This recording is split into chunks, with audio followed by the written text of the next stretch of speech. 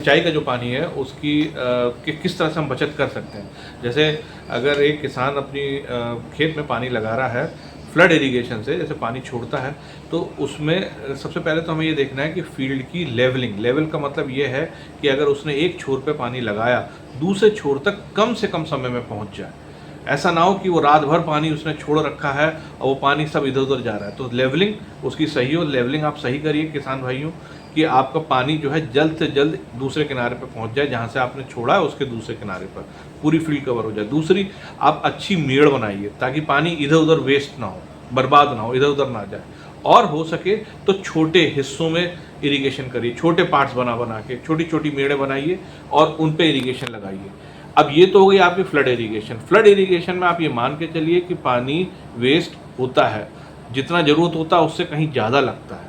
अब आप पानी कैसे, एक और तकनीक बचा सकते हैं, वो ये कि आप कुछ प्रजातियां ऐसी होती हैं, हर फसल में ऐसी प्रजातियां हैं, काफ़ी रिसर्च हुई है और आ भी गई हैं, जो पानी कम लेती हैं, पानी का इस्तेमाल कम होता है।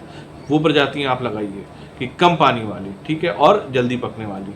दूसरा, अब अगर आप फ्लड को थोड़ा सा छोड़ के थोड़ा सा आप पैसा लगाना चाहें, वो एक ही बार लगेगा लेकिन वो आपको साल दर साल फ़ायदा करेगा, वो है प्रेशराइज्ड इरिगेशन सिस्टम।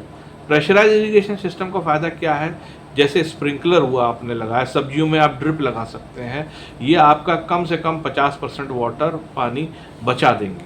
तो ये कुछ और तकनीक हैं जो ये बचा सकती हैं कम से कम 50% पानी आपका, और आपकी उपज बढ़ाएंगी प्रेशराइज्ड इरिगेशन सिस्टम। लेकिन फिर भी आप ये याद रखिए कि आपकी खेतों की लेवलिंग अच्छी होनी चाहिए, मेड़ अच्छे होने चाहिए, छोटे हिस्सों में इरिगेशन करें, सुबह शाम इरिगेशन करें, रात भर इरिगेशन चलती हुई ना छोड़ें, और दिन के टाइम पे ना करें जब एकदम से गर्मी ज़्यादा और धूप ज़्यादा हो, क्योंकि इवेपोरेशन रेट ज़्यादा होगा।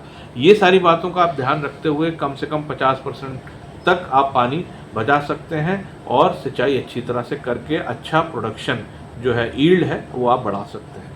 धन्यवाद।